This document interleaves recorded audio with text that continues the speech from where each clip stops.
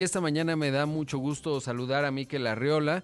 Él pues tiene una amplia experiencia en el diseño de política pública en varios ámbitos, obviamente vinculados al sector salud, por ejemplo, y entre muchas otras cosas. Mikel, ¿cómo estás? Buenos días. Gracias por tomar la llamada. Querido Rodrigo, encantado de estar contigo, como siempre, muy agradecido. Mikel, estamos en una etapa en donde pues vamos a poner cada vez más atención en el asunto de las vacunas. Creo que es un tema importante y lo primero que me gustaría preguntarte es ¿qué tenemos que tener en consideración en México? Sobre todo, obvio, pensando en la vacuna del COVID-19 y te lo pregunto así, ¿una sola vacuna lo va a resolver o cómo te imaginas que será el panorama en México para llegar a un escenario óptimo en su aplicación? Mira, Rodrigo, yo creo que la estrategia se reduce a una palabra, se reduce a la palabra acceso. En el mundo, afortunadamente, tenemos entre fase uno y fase 3 alrededor de 25 proyectos que podrían tener un desenlace positivo. Ya en fase 2 y fase 3 se reduce el conjunto de vacunas. Se reduce más o menos a cinco vacunas Ujú. que, como bien lo dijo la entrada en tu programa, las empresas podrían estar listas para presentar su solicitud de autorización hacia octubre.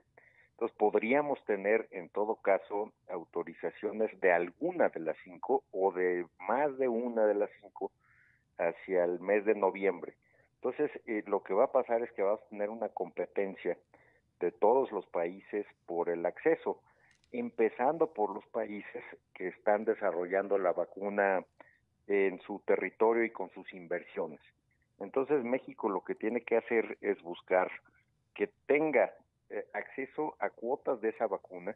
Acuérdate que el mercado de vacunas, distinto de cualquier otro, es un mercado donde las cantidades de productos son finitas.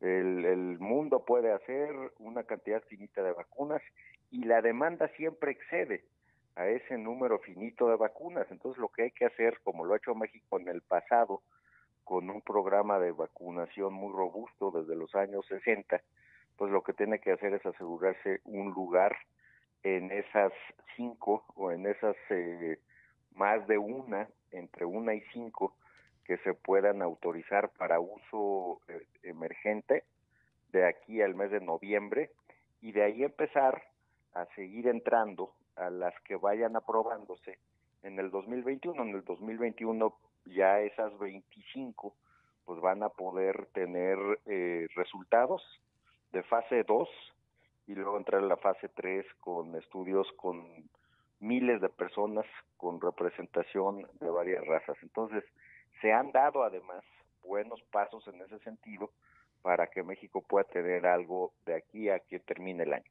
Claro, dentro de las cinco yo veo AstraZeneca, Oxford, la de Moderna, Pfizer, Johnson y Johnson, Sinovac, la de China, y además habría que decir que la rusa, que no está necesariamente, o hasta donde sabemos no ha pasado por las fases, sabíamos de una italiana que ayer generó algún titular, pero más o menos por ahí andamos, ¿no? Esos son los jugadores más relevantes.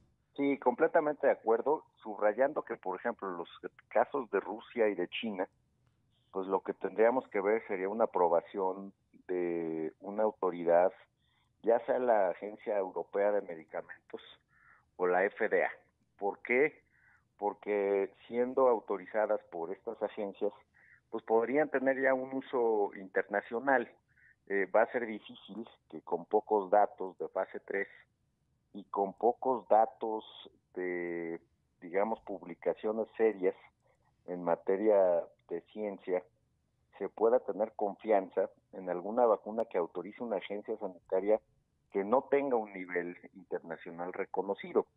Entonces, sí, las que tú mencionaste están ya o en fase 3 o reclutando para la fase 3 y en noviembre podríamos saber si esa fase 3 demostró lo que en la fase 2 se intuía en términos de permanencia de la inmunidad o de la inmunización y de la propia inmunización. Características de esta vacuna muy generales es que casi en todas las versiones se tienen que aplicar dos dosis y se tiene que aplicar un 15% adicional de merma. ¿Qué tenemos ya en datos confirmados? Que Moderna y Astra, en caso de ser autorizados, podrían tener una producción de aquí a noviembre, diciembre, de alrededor de 3,000 millones de vacunas, y que la Organización Mundial de la Salud ya generó criterios de vacunación emergente para este año. Primero, adultos mayores, médicos y enfermeras y gente con comorbilidad. Más o menos esa demanda se explica 3,950 millones de vacunas. Entonces, andaríamos cortos por 950 millones de vacunas en el mundo.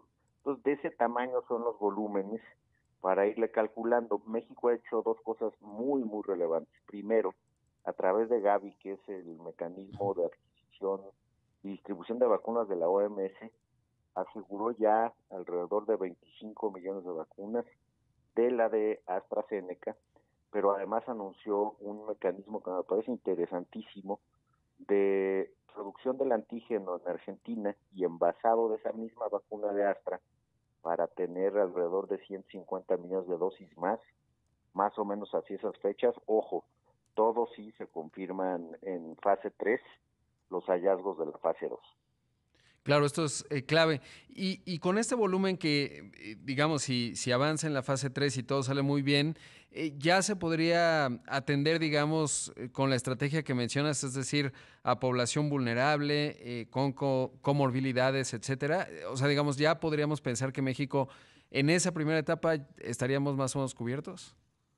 Estaríamos más o menos cubiertos, sabiendo que la clave del proyecto Argentina-México es que ya se comenzó con la producción de la vacuna desde hace un par de semanas, para efectos de tenerla preparada para América Latina en caso de que la FDA o la Agencia Europea la autorice.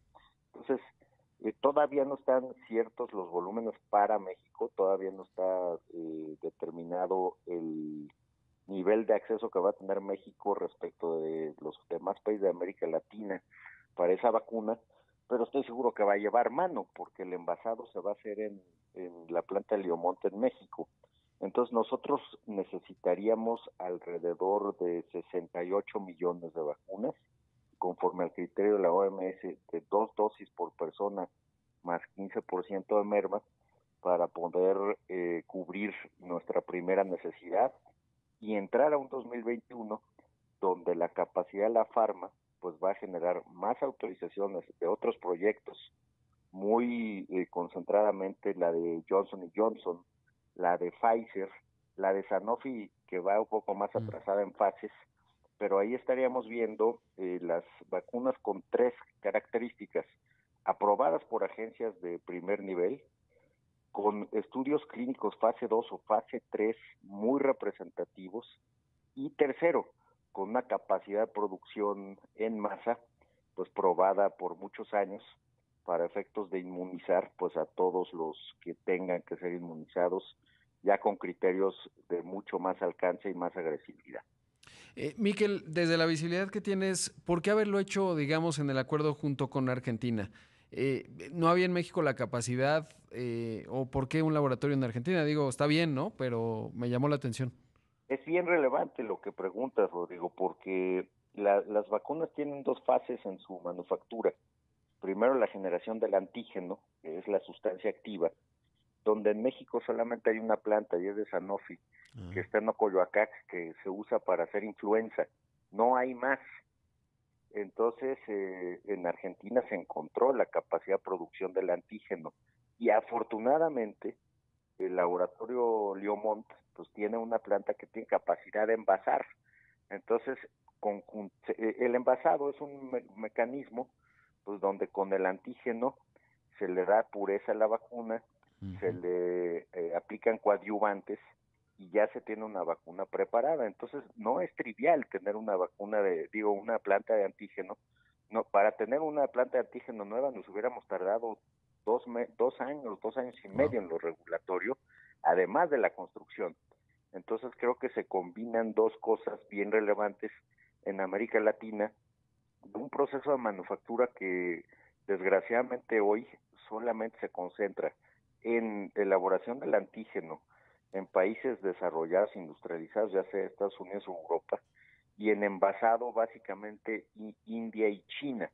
Entonces creo que aquí Latinoamérica encuentra un espacio de producción para esta región, pues que no se tenía ni siquiera en el radar. Entonces por eso se dan estas dos combinaciones.